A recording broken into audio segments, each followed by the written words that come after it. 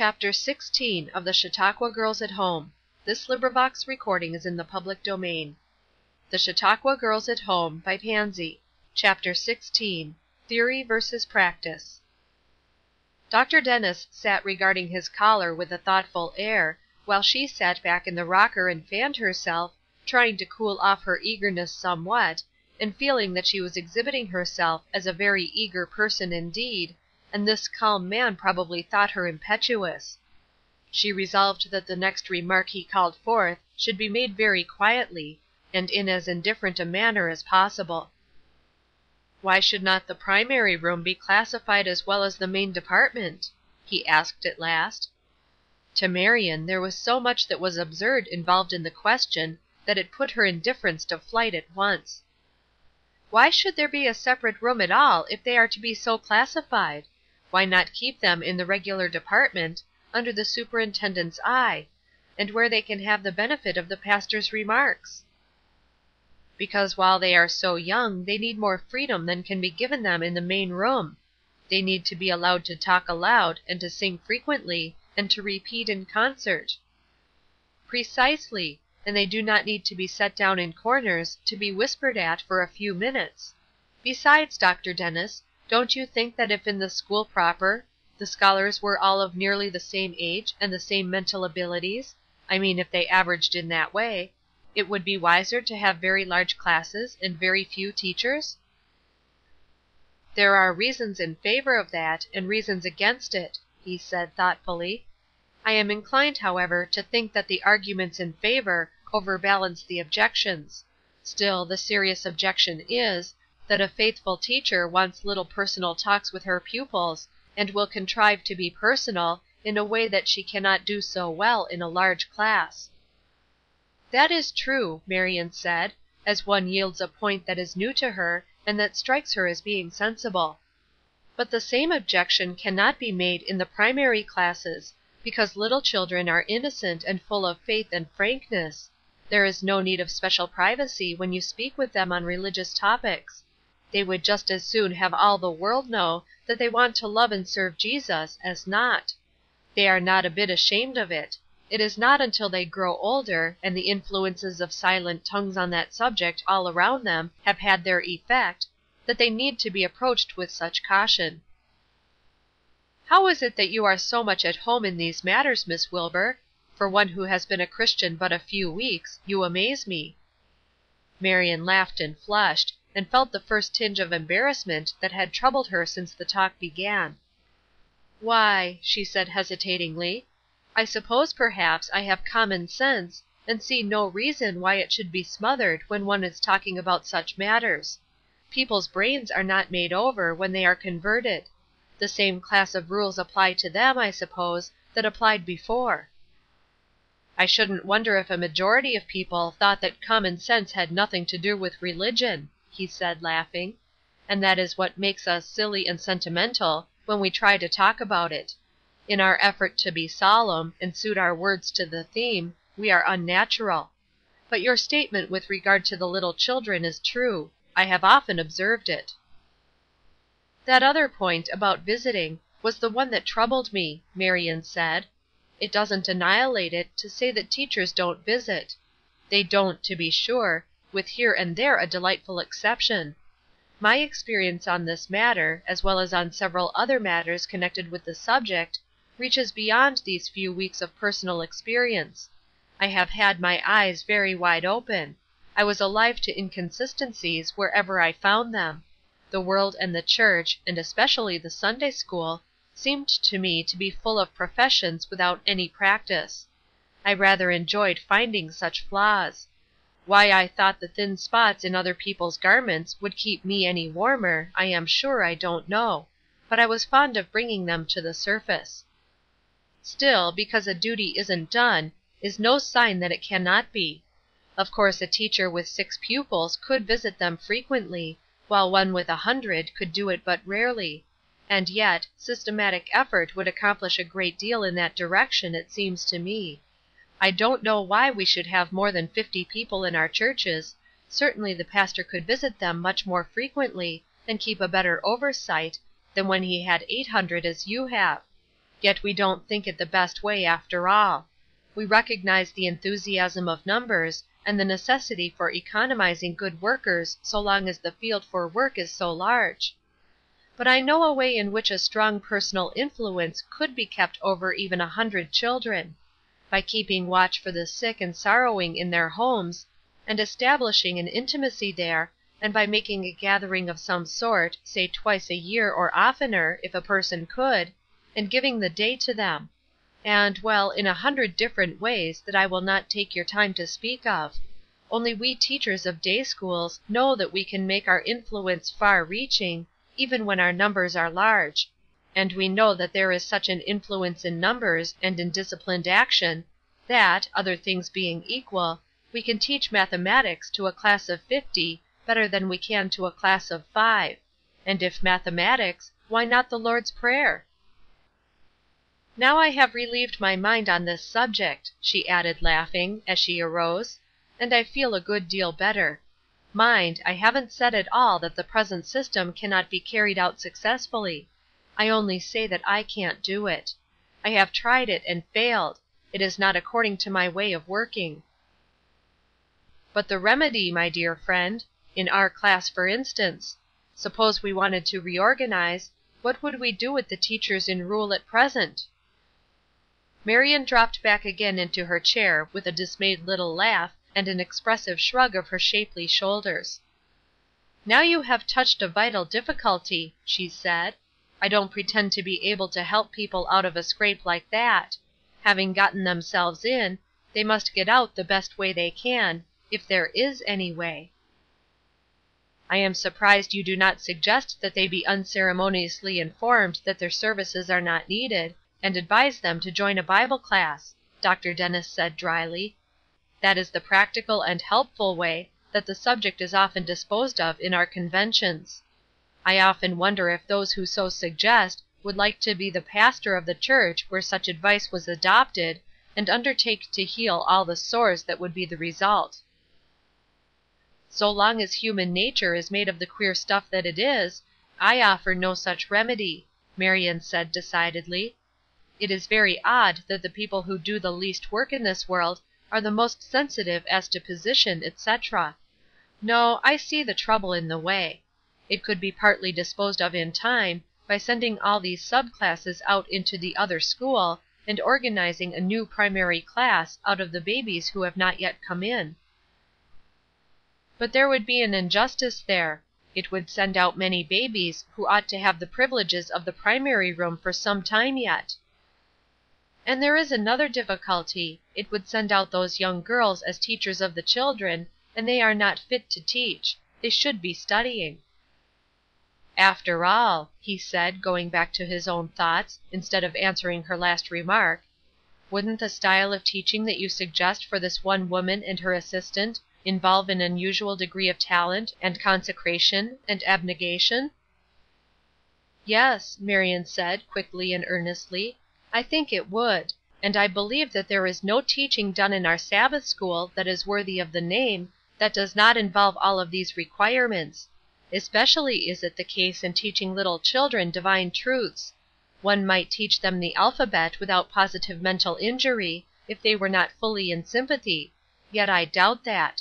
But one cannot teach the Sermon on the Mount in a way to reach the child heart unless one is thoroughly and solemnly in earnest, and loves the souls of the little children so much that she can give up her very self for them. This is my theory. I want to work toward it.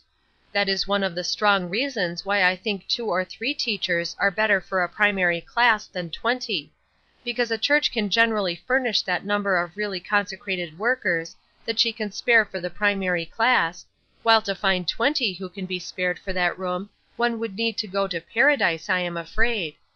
Now I know, Dr. Dennis, that such talk sounds as if I were insufferably conceited. But I don't believe I am.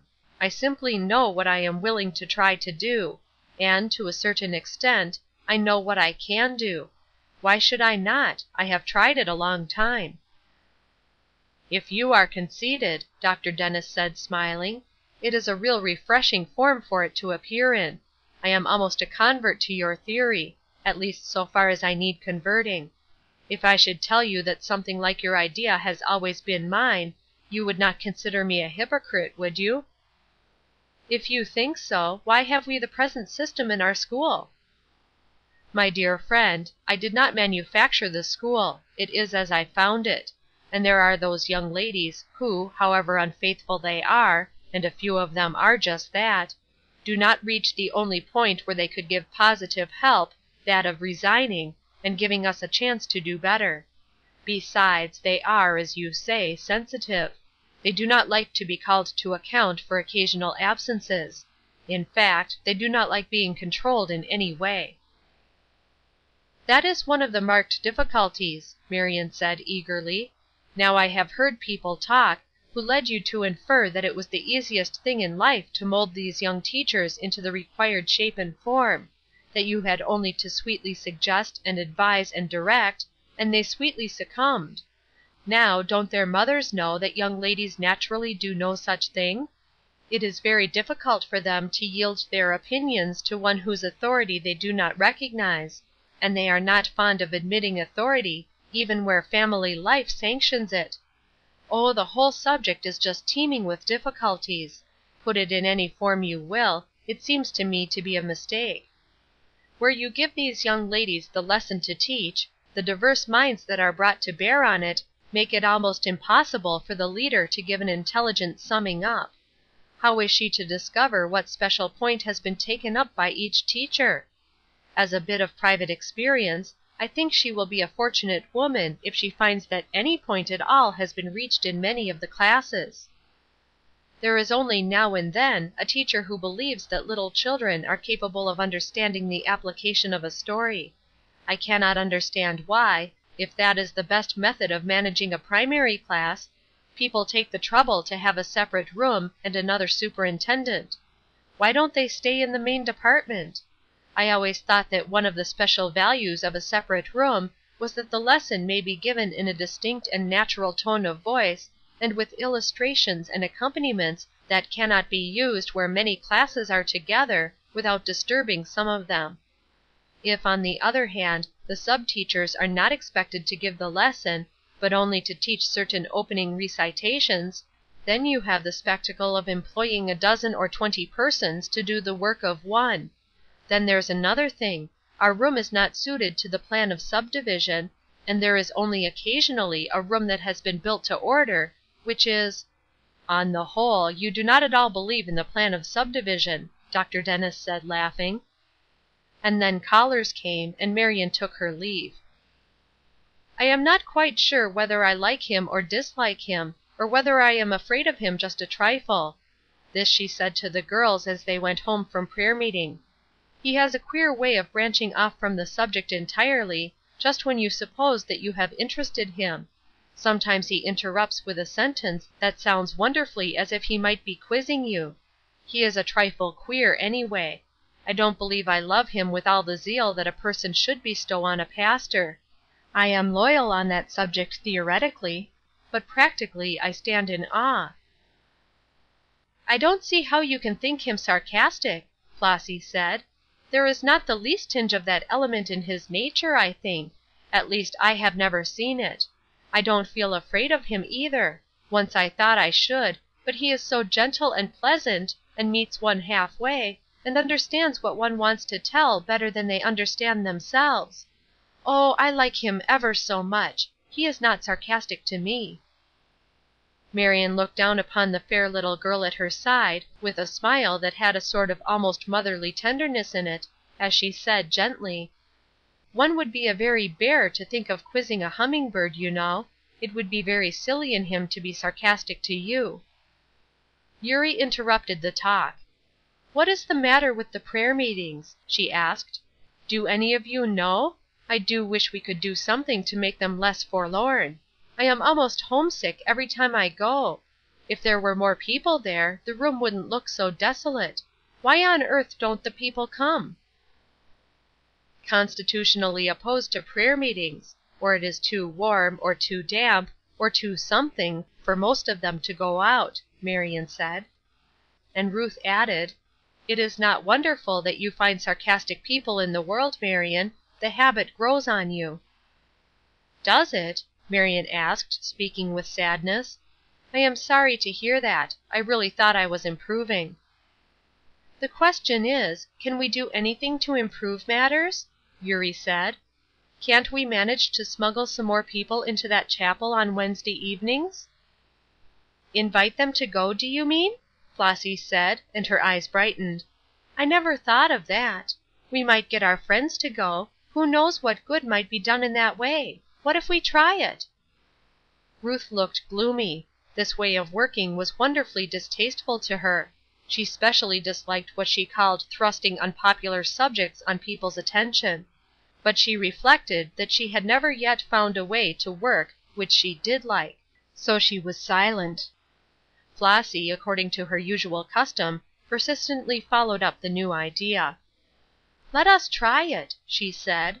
"Suppose we pledge ourselves each to bring another to the meeting next week." "If we can," Marion said significantly.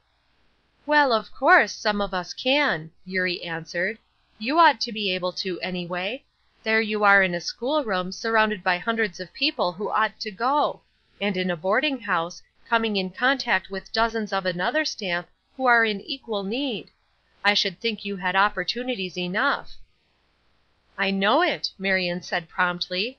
"If I were only situated as you are, with nobody but a father and mother, and a brother and a couple of sisters to ask, people who are of no special consequence to you, and about whom it will make no personal difference to you whether they go to church or not, it would be some excuse for not bringing anybody; but a boarding house full of men and women, and a room full of school girls!